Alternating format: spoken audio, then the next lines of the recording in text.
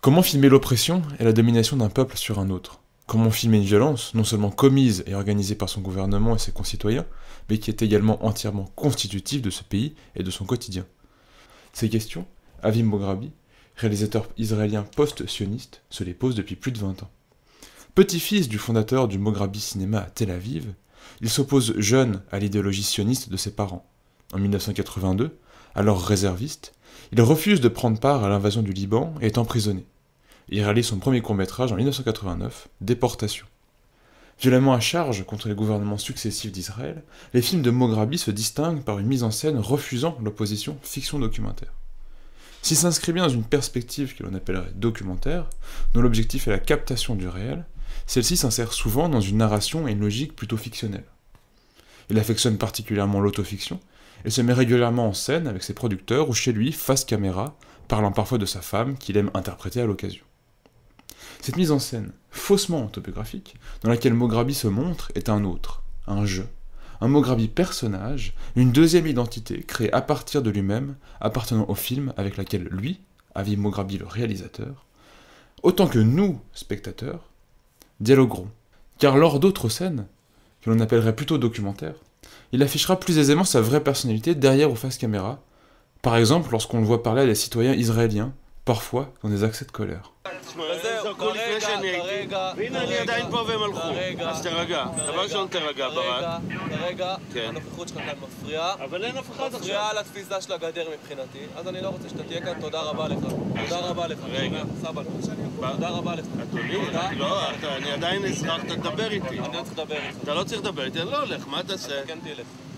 מה זה הדבר הזה? לך, כי אתה רוצה. סליחה, איך אפשר? בכל זאת, כמו שאתמול צילמו בטלוויזיה, שאני אכנס... כרגע, אני לא מבין מה... מאוחר יותר, לא כרגע. כרגע אתה לא יכול. מתי מאוחר יותר? אני לא אתעסק בלהביא לפה עיתונאים כדי שיצלמו את הגדר ואת הסרטים הדוקומנטריים שלהם, בסדר? אז תודה לך, תלך מפה בבקשה. למה לא? En multipliant ses identités, autofictionnalisées, incarnant d'autres personnages, filmant silencieusement dans la rue ou parlant avec d'autres personnes, Mograbi a pour but affiché de créer chez nous un pas de côté, nous mettre dans un état de doute, prêt à questionner ce que l'on voit à l'écran. Ce brouillage identitaire, ce pas de côté, n'est donc pas un simple artifice de mise en scène, c'est l'origine du projet de Mograbi. C'est la toute première étape de son travail de documentariste, celle-là même qui lui permet de filmer le monde. Le but chez Mograbi n'est pas d'opposer fiction et documentaire, mais de les nourrir l'une par l'autre, afin de créer la possibilité même de capter le réel. Mais alors une question se pose. Que cherche réellement Mograbi à documenter à travers ses films ? De quoi essaye-t-il de garder ou créer une trace? Certes, il parle des différentes facettes du pouvoir israélien et de la façon dont il met en place la domination du peuple palestinien. Il a pu parler du système de justice, de la propagande, de la fête du 50e anniversaire de l'État d'Israël ou des crimes de guerre commis par les soldats en territoire palestinien. Reste que, les films de Mograbi ne ressemblent pas à la plupart des documentaires que vous trouverez sur Israël. Vous aurez peut-être même l'impression d'en apprendre moins sur son histoire ou le fonctionnement de ses institutions. Factuellement, c'est plutôt vrai. En comparaison d'un documentaire dit institutionnel que l'on trouverait à la télé, par exemple, nous en apprenons très peu sur l'appareil d'État israélien, sur le fonctionnement de la propagande, ses effets, son rôle. Et pour cause, Mograbi n'écrit pas de livres d'histoire ou d'essais sur la colonisation de la Palestine. Il fait de l'art politique, engagé contre le pouvoir hégémonique d'Israël. Plus que de nous faire prendre conscience à nous, spectateurs, à quel point ce qui se passe en Palestine est grave, Mograbi cherche à figurer une violence qui, par son omniprésence et sa quotidienneté, est devenue invisible. Il le dit lorsqu'on lui demande ce qu'il cherche à faire avec ses films. Change reality, obviously. Obviously. And the occupation, I don't know, equal rights for everybody between the river and the sea. No. Look, I have little expectations from the impact of cinema on reality. When I was young, I was naive enough to think that if you show the public, if you expose reality to the public will say, ah. Non sans une pointe d'humour et d'ironie, il espère changer le monde. Il s'en moque, Mais en réalité, c'est quelque part un peu vrai. Pas en nous indignant, mais en rendant visible ce qui est sinon impossible à penser, ce qui est infigurable.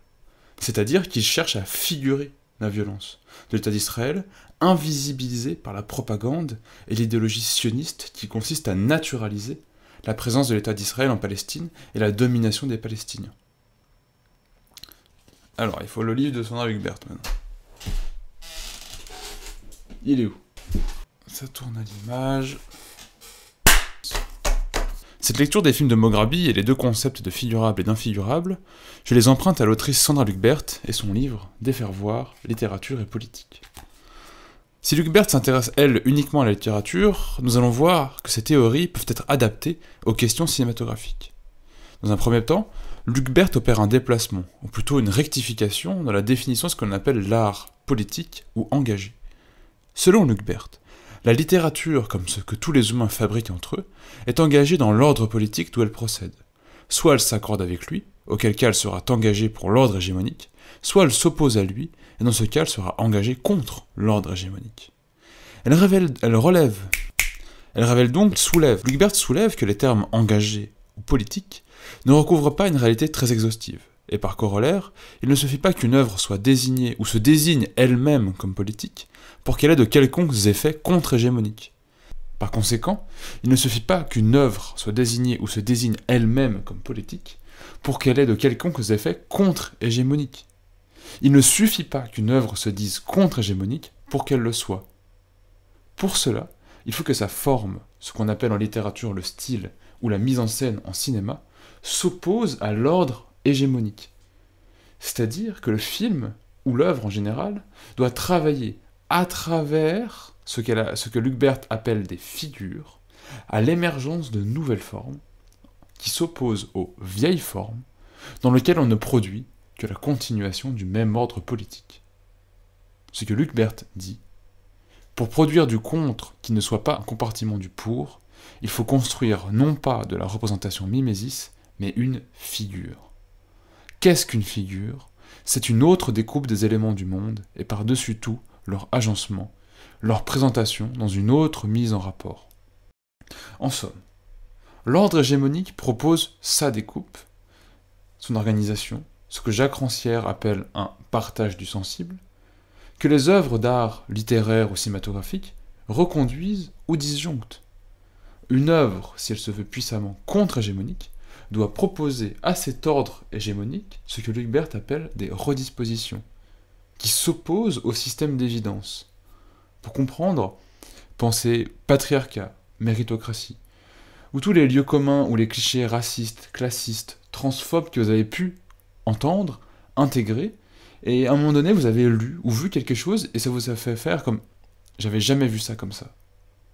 Ou « maintenant je comprends mieux » et ce que je pensais avant était faux ou était un cliché, tout simplement. Et bien ce moment-là, c'est que vous avez été confronté à une figure. En prenant ce pas de côté, en modifiant notre maillage signifiant, on modifie de facto ce que l'on permet d'attraper, ce que l'on voit. Pour faire une figure, il faut un double temps. Premièrement, d'analyse, et deuxième temps, d'emparement, afin de saisir ce qu'on a sorti de l'analyse. Car si l'on veut figurer l'infigurable, et donc l'impossible, il faut savoir ce qui se cache derrière cet infigurable. On ne part pas quelque part sans avoir une petite idée de la destination, c'est-à-dire sans se renseigner, étudier et comprendre le monde que l'on cherche à décrire. Le travail de l'artiste contre-hégémonique est chez Hubert donc un travail qui vise à montrer la violence qui est infigurée. Et la première violence, ce qu'elle appelle la méta-violence, c'est celle qui délimite ce qui sera accepté comme violence ou non. Figurer, c'est donc en partie révéler, là où existe de la violence qui n'est pas considérée comme telle. Pour la citer, si l'hégémonie s'affaire à mal figurer et infigurer les exactions qu'elle perpétue, l'art et la littérature peuvent lui opposer des figures, s'efforcer de saisir ce réel sous des rapports inconnus, arracher au connu qui les neutralise. Donc ces notions de figure et d'infigurable, dans un régime d'apartheid et de colonisation comme celui d'Israël, sont omniprésentes, car l'existence même de l'État repose sur une opposition entre juifs et arabes, et sur la légitimité des premiers à dominer les seconds. S'opère, inévitablement dans la société, un processus d'infiguration des violences, c'est-à-dire d'un décalage du curseur sur ce qui est compris comme violence. C'est ce que l'on voit très bien dans le dernier film d'Avi Mograbi, Les 54 premières années, lorsque certains soldats racontent tout à fait normalement les violences qu'ils ont commises. Où on était, sans exagérer, des milliers de soldats. Le ministre de la Défense est arrivé et il a dit « Brisez-leur les bras et les jambes. Il faut mettre un terme à tout ça et nous en sommes capables. Si nous frappons suffisamment fort, ils arrêteront. » Alors on les a frappés plus fort. Ça n'a pas changé grand-chose. Je me souviens d'avoir vu 2 ou 3 soldats qui s'acharnaient sur un type avec des matraques. Ils frappaient fort, de toute leur force. Et je vous rappelle qu'on avait 19, 20, 21 ans. Quand on frappait fort, on n'y allait pas de main morte. Ils prenaient des coups pour un oui ou pour un non. Pour une assurance automobile expirée, ils prenaient des coups. Vous les frappiez comment, avec les mains? Non, avec des matraques. On en avait tous. Je dois en avoir une ici. Voilà. Donc lorsqu'on est comme Avi Mograbi, un réalisateur israélien, filmant la société depuis l'intérieur dans une perspective anti-hégémonique, on ne peut pas mettre de côté ce processus d'infiguration. Il est au contraire nécessaire de l'affronter, si on espère filmer et dénoncer la violence de l'État qu'il met en place. Pour figurer les violences de l'État d'Israël, Avi Mograbi utilise plusieurs outils. Le premier, et comme j'en ai un petit peu parlé en introduction, ce sont les personnages. Je vais prendre pour exemple le film « Comment j'ai appris à surmonter ma peur et à aimer Ariel Sharon », sorti en 1987. Ce titre fait référence au film de Stanley Kubrick, Dr. Folamour, ou « Comment j'ai appris à ne plus m'en faire et à aimer la bombe », dans lequel Peter Sellers joue 3 rôles différents. Dans ce film-là, Avi Mograbi endosse aussi un rôle, celui d'un réalisateur de gauche, opposé au Likoud, le parti politique de Netanyahou et d'Ariel Sharon, mais qui, voulant faire un film sur la campagne politique de ce dernier, finit par l'apprécier. תמי, היא עצבה אותי. עכשיו, אני לא יודע איך להגיד את זה בלי שזה יישמע מצחיק, אבל היא עזבה אותי בגלל אריק שרון. C'est évidemment de l'ironie, qui est constamment palpable. On le voit notamment à l'alternance entre des scènes de journal intime face caméra ouvertement comiques, et d'autres en prise de vue directe, dans lesquelles il suit Sharon, de meeting en meeting. Petit à petit, entre les deux se crée une relation. Ils se parlent, rigolent, et chacun finit par essayer d'utiliser l'autre à son propre intérêt. Le personnage qu'endosse ici Mograbi, de réalisateur qui petit à petit se fait avoir par les propos de Sharon, sert à montrer le jeu de séduction à laquelle s'adonnent les politiques. Notamment Sharon, le boucher de Sabra et Shatila, ce que Mograbi ne manque pas continuellement de rappeler dans les passages de journal intime. תמי אמרה שהיא לא מבינה איך אפשר לעשות ככה סרט על אריק שרון. סברה ושתילה, היא אמרה. שכחת את סברה ושתילה? אבל אני הרגשתי כאילו שאיזה מועקה שישבה עליי המון שנים פשוט התפוגגה. Mograbi, en fragmentant son identité et en opposant les différentes facettes, militant de gauche post-sioniste, réalisateur ou simple homme sensible à une amitié masculine, il illumine l'absurdité des campagnes politiques en Israël, où l'humour s'entrelace aux crimes de guerre. La comédie apparaît alors comme le seul moyen à même de comprendre l'aberration cynique en jeu, fait de chants joyeux, de concerts de rock défendant la colonisation, ou de Sharon qui explique se coucher dans le blé pour le voir pousser, et qui semble à ses propres dires plus préoccupé par ses veaux que par la guerre. Ce processus aboutira dans une fin à la fantastique ironie, où Mograbi filme un concert de fanatiques de Netanyahou, priant sa venue, alors qu'il doit y avoir tout au plus 10 personnes dans l'audience. Mograbi danse avec eux, chante, et termine sur un karaoké appelant le spectateur à chanter avec lui pour l'élection de Netanyahou.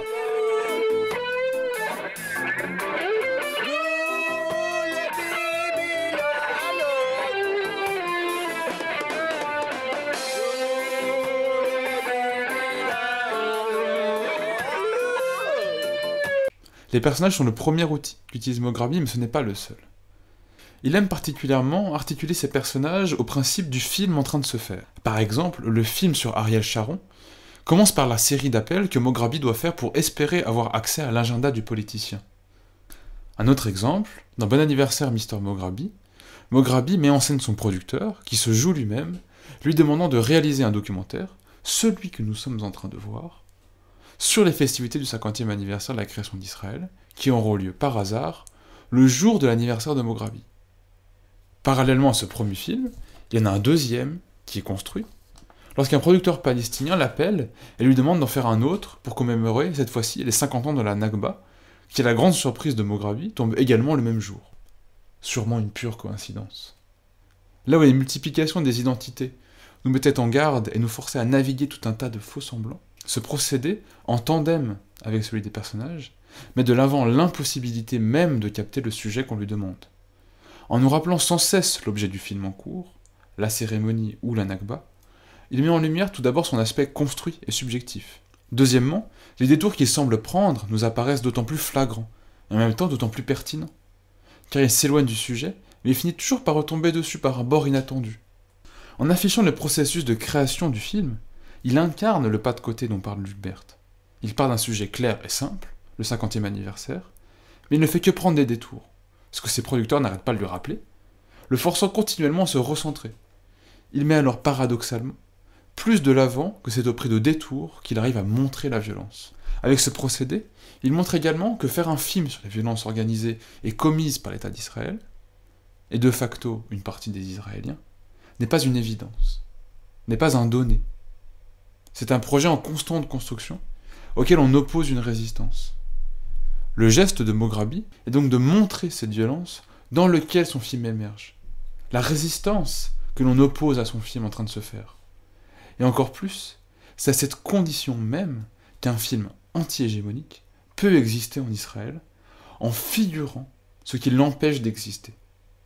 Car offrir des figures d'Israël est un combat contre une autre représentation, celle de la propagande et de l'idéologie sioniste, dont l'objectif est de déconnecter ses citoyens de la réalité de leur violence. C'est à partir de cette naissance difficile que Joyeux anniversaire Mr. Mograbi peut arriver à montrer, en filmant les festivités, les chants, les mises en scène de Netanyahou et les banquets inspirés de ce que mangeaient les premiers colons, il crée une double mise en abîme, celle de la construction de son film et celle de l'État d'Israël. Jusqu'au point où, la grande fête, le fameux 50e anniversaire dont on parle depuis le début du film, sera filmé en arrière-plan, à travers une télévision. Elle apparaît alors comme ce qu'elle est, une fiction destinée à être retransmise massivement. À ce propos, d'ailleurs, le producteur engueule Mograbi, car il ne parle pas du scandale qui entoure le chant de l'hymne et du choix de la chanteuse. De cette façon, Mograbi verbalise à la fois qu'effectivement le film contourne ce sujet, tout en parlant quand même de ce scandale, qui finalement apparaît dans le film. C'est la même méthode qui est utilisée dans le film commandé par le producteur palestinien. Mograbi le rencontre, c'est d'ailleurs l'occasion, ou plutôt l'excuse, de montrer un checkpoint et de comment, matériellement, un réalisateur israélien peut travailler avec un réalisateur palestinien, et lui dit qu'il hésite, mais qu'il va essayer. À plusieurs reprises pendant le film, nous avons des appels téléphoniques, où on entend le producteur parler de ce qu'il faudrait filmer, et que Mograbi superpose à ses propres images. On entend par exemple le producteur dire qu'il faut filmer des cactus, symbole de la résistance palestinienne, et signe qu'un village se trouvait autrefois ici. Pourtant, et alors qu'on voit les images, Mograbi insiste pour dire qu'il est impossible de faire ce film, qu'il ne peut pas, alors qu'on voit très bien que celui-ci semble exister. Il finira par appeler le producteur pour se retirer du projet. Ici, il articule plusieurs de ses procédés. Les personnages tout d'abord, mais aussi la mise en scène fictionnelle et le montage alterné, dans le but de mettre de l'avant l'infigurabilité de l'occupation, que l'on peut filmer, montrer, capter, et pourtant, semble-t-il, sans y arriver. En opposition au film sur le 50e anniversaire, qu'il ne fait pas vraiment, il pose une question fondamentale. Comment figurer les choses dans un contexte de propagande qui refuse les contre-images? Et pour cela, il articule ses deux premières trames, celle du film du 50e anniversaire et celle du film sur la Nakba, à une troisième histoire, métaphorique celle-ci, qu'au départ il raconte face caméra, dans l'intimité de son appartement. Il a acheté un terrain pour mettre à l'abri financièrement sa famille. Il commença à construire une maison avant de la revendre. Cependant, pendant les travaux, il se rendit compte qu'on lui avait donné 100 mètres carrés de plus qui débordent sur le terrain du voisin. Son terrain à lui est maintenant plus grand, et celui de son voisin plus petit, ce qui l'empêche lui de construire sa propre maison. De bonne foi, il a alors essayé de régler l'affaire avec le prochain propriétaire, mais sans succès. Celui-ci ne voulait rien savoir. Les voisins, eux-mêmes excédés, perdirent patience et vinrent réclamer leur dû jusque chez Mograbi. Fatigué, il abandonna pour les laisser se débrouiller entre eux. Cette histoire, parabole évidente de la colonisation de la Palestine, finira par s'incarner, tout d'abord par une rencontre avec le propriétaire de la maison, que l'on suppose fictionnelle, puis par une visite sur le chantier, elle étrangement réaliste, qui lui aussi devait se terminer le jour de la fête nationale. Ce qui se présentait au départ comme un conte ouvertement philosophique, apparaît comme le récit le plus ostentatoire sur Israël, et celui qui aborde finalement de façon la plus frontale le sujet de la colonisation. Donc encore une fois, avec ce conte métaphorique, on retrouve le besoin de faire un détour pour traiter le réel. Sauf que cette histoire, elle n'est pas isolée, mais elle fait partie d'un tout, d'un système, du montage du film qui alterne entre captation réelle de la violence, c'est par exemple les cactus, et sa mise en scène. Donc cette histoire de maison, de terrain qui est plus grand que celui qu'on a acheté, donne une couleur au reste du film, tout en permettant à toutes les histoires de s'interconnecter. On peut notamment penser l'opposition entre les deux films, celui sur le 50e anniversaire et celui sur la Nakba, à l'aune de cette troisième histoire. Comme si l'un était impossible, car l'autre existe. Comme si l'un, celui du 50e anniversaire, mangeait sur celui sur la Nakba, et le rendait alors impossible à exister. Les interconnexions et les coïncidences orchestrées de toutes ces dates et ces histoires permettent de miner de l'intérieur, en mettant de l'avant de manière presque innocente, la violence de la colonisation. Ce que Mograbi montre par cette construction, c'est qu'on ne peut pas penser à la colonisation d'Israël simplement en filmant les preuves, car celle-ci s'inscrit dans un récit de propagande. Pour qu'un contre-récit puisse émerger, il est essentiel de déconnecter ces images pour les réinscrire dans d'autres constructions, une fiction ou un récit métaphorique par exemple. La question du figurable et de l'infigurable n'est pas qu'une clé de lecture, c'est l'opération au centre de la filmographie de Mograbi. Et c'est par là qu'on comprend tous ces gestes esthétiques. Cette hostilité qu'oppose Israël aux contre-images, Mograbi en fait le sujet de son film Août. Dans celui-ci, lorsqu'il sort caméra à la main dans la rue, il est immédiatement perçu comme un outil de perversion du réel, et il se fait régulièrement insulter ou invectiver. Tout le monde lui demande pour qui il filme, que ce soit des manifestants, la police ou l'armée. Donc filmer n'est pas perçu comme un geste de ponction sur le réel, mais immédiatement perçu comme un geste de manipulation, où chacun réfléchit déjà à quoi l'image va peut-être pouvoir servir plus tard. Une nouvelle fois, dans Août, Mograbi joue avec la fiction. Il incarne différents personnages, dans principalement deux temporalités. Celle de son appartement, où s'affrontent sa femme et son producteur, qu'il incarne tous deux, et dans la rue, où il tient la caméra, sans qu'on le voie, mais on l'entend s'adresser directement au personnage qu'il filme. Sa femme et son producteur se disputent dans la maison pour savoir quel film Mograbi, dans la rue, doit faire. Sa femme le pousse à descendre de plus en plus dans la rue pour filmer de plus en plus de violence. Le deuxième, le producteur, cherche à récupérer les cassettes d'un casting pour un autre film que Mograbi est en train de faire, cette fois-ci sur le massacre de Hébron, un film fictionnel sur un fait réel. On voit d'ailleurs dans Août plusieurs extraits du casting que Mograbi fait passer pour jouer la femme du meurtrier.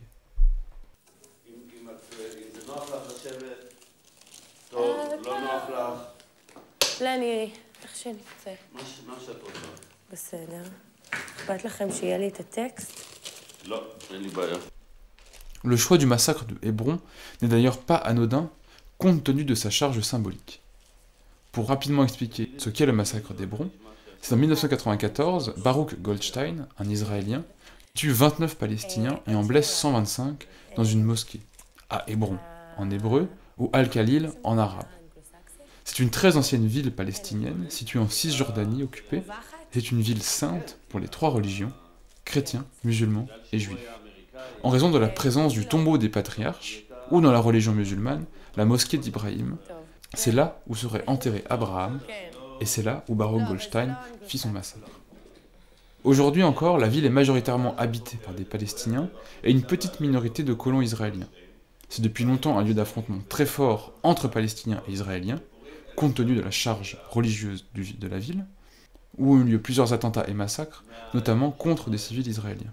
Aujourd'hui, des observateurs internationaux sont présents, des lois afin d'éviter les affrontements entre groupes armés palestiniens et israéliens ont été mis en place. La mosquée, par exemple, depuis les années 90, divisée en deux, et son accès est restreint et contrôlé par l'armée israélienne. On a donc dans le film de Moghrabi un dialogue entre d'un côté un producteur qui cherche à avoir des images fictionnelles qui sont déjà tournées, et de l'autre la femme de Moghrabi qui veut des images documentaires qui, elles, n'existent pas encore. Deux visions qui s'opposent donc. La fiction, inspirée du réel, qui elle existe déjà, comme un récit de propagande qui serait déjà là, et le réel qui lui doit sans cesse être encore capté, qui est tout le temps en mouvement. Les deux personnages, et donc les deux visions, finissent par se mélanger matériellement, à l'image, dans une double interprétation du dialogue écrit pour le casting. Une scène de casting qui est également par nature un peu double, filmée dans le but d'avoir une trace documentaire d'une performance fictionnelle, afin dans un deuxième temps pouvoir choisir l'actrice pour réaliser un film inspiré de faits réels. Une interprétation possible de pourquoi Moghrabi a caché ses cassettes à son producteur, et qu'il ne veut pas achever le film, c'est peut-être qu'il ne veut pas figer le réel dans une seule interprétation. Inachevé, tout reste possible. Paradoxalement, ces scènes de casting, racontant un fait réel tragique, sont comme pour le conte métaphorique de Bon anniversaire Mr. Moghrabi, les moments où la violence se fait le plus assumée, sans être remise en cause. On retrouve également dans Août l'alternance entre un intérieur fictionnel et un extérieur documentaire. Cette fois-ci non plus tourné vers des festivités ou des commémorations, mais vers le quotidien, l'anodin, le prosaïque. Ce que la chercheuse Masha Ovtchinnikova associe à un processus de quotidianisation, qui consiste à banaliser la violence, à la faire entrer dans l'infigurable. La quotidianisation, c'est ce moment où l'on déplace le curseur sur ce qui n'est pas de la violence. Ainsi, Moghrabi, en s'intéressant à la vie de tous les jours, peut montrer les effets de ce processus sur la vie des Israéliens. En opposition au massacre de Hébron, raconté abstraitement par le casting, qui est lui un déchaînement frontal et indéniable de violence. Moghrabi trace ainsi une ligne entre les deux types de violence, le quotidien et celui d'Hébron, et s'oppose ainsi à l'idée que la violence ne serait que des événements isolés et rares, mais plutôt un continuum.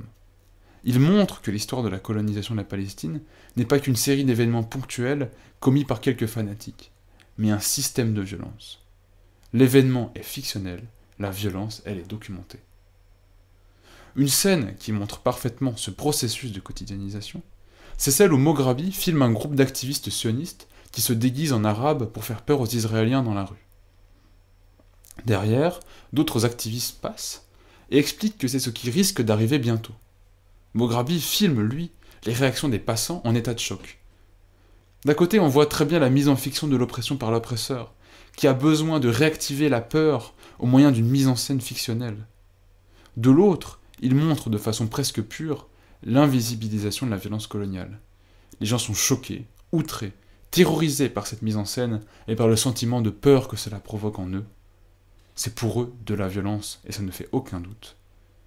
Mais le processus de colonisation, dans lequel eux-mêmes sont pris, c'est-à-dire la raison même de leur présence dans cette rue, et celle qui pousse des sionistes à se déguiser, elle n'est pas appréhendable.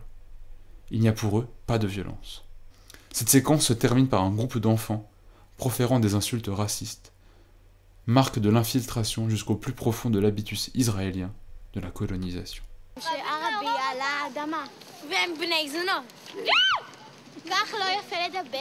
שהערבים יסתלקו גורמים סופיה ויוסי שליט לא ראוי...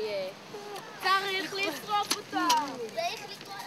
יוסי שליט ערבי. שיטרידו אחד את השני במקום להטריד אותנו יוסי שליט מחדר עושי שכינג'סר נווה חיים. מה רחוב? Si je me suis ici principalement arrêté sur deux films, Moghrabi en a réalisé beaucoup d'autres, qui à chaque fois utilisent un dispositif un petit peu différent. Plus ou moins d'emprunt à la fiction, avec ou sans entrevue, avec des archives, long métrage, court métrage.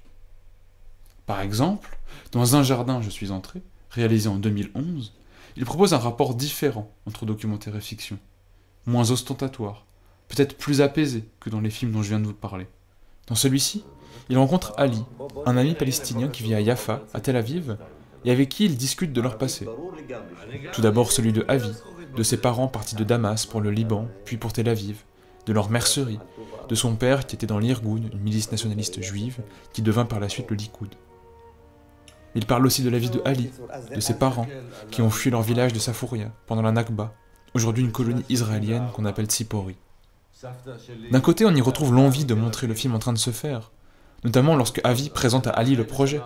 Ils discutent ensemble des scènes qu'ils aimeraient bien tourner, ou des éléments du passé qu'ils aimeraient bien peut-être réactiver dans le présent, par l'intermédiaire de la fiction.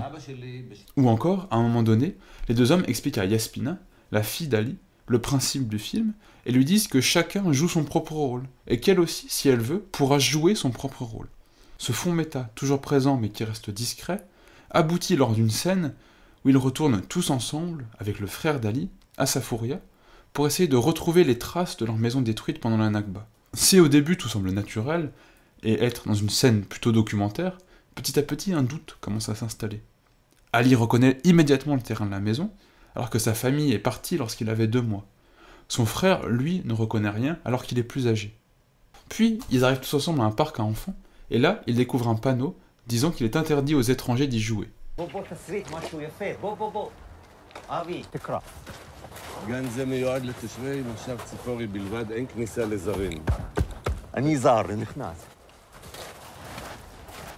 هذه الحديقة مخصصة لسكان مشاف صفورية فقط. لمربيها إيرونيا كتبوا مشاف صفورية. شخخوا لي خطوة تصيبوري. هذه الحديقة مخصصة لسكان مشاف صفورية فقط. دخول الغرباء ممنوع بتاتا. قبل الملاء الغرباء كتبوا زي عم بشكيات كتاب كتبوا الفرباء. Yasmina panique, ne se sentant chassée de son propre territoire, et s'en va. Puis, change d'avis, et veut y emmener son oncle. Tristesse et énervement se succèdent alors chez elle de façon très forte. Sans que l'on sache véritablement si toute cette scène est jouée ou a été préparée à l'avance, ou même improvisée sur place, on se pose la question, on doute. On apporte ainsi une surcouche signifiante à cet événement. Mograbi est donc dans un processus expérimental, qui évolue d'un film à l'autre et ne reste pas figé dans une seule perspective. Ce qu'on comprend de ça, c'est que changer la forme, c'est changer ce que l'on perçoit du monde. Il se place ainsi dans une posture de médiateur par rapport au monde, c'est-à-dire à la fois un moyen et la condition même pour la rendre visible. Processus qui part systématiquement de lui-même. C'est pour ça que je vous conseille, si vous voulez vous intéresser au film de Mograbi, de le regarder dans l'ordre ou alors de faire des allers-retours, d'en voir certains, puis de les revoir. Car vous allez voir que chaque film éclaire le précédent ou le suivant, car ils semblent tous interconnectés, comme dans un seul système qui cherche à montrer une seule chose, la violence commise par Israël. Et pour terminer, je vous laisserai avec une dernière citation de Sandra Gilbert, qui éclaire ce processus et colle parfaitement au cinéma de Mograbi. Que fait l'auteur de littérature pour fabriquer une figure? D'abord, il se travaille lui-même, comme lieu de conflagration de chaînes signifiantes et imaginaires où mots, affects, idées, images se joignent en liaison renouvelée.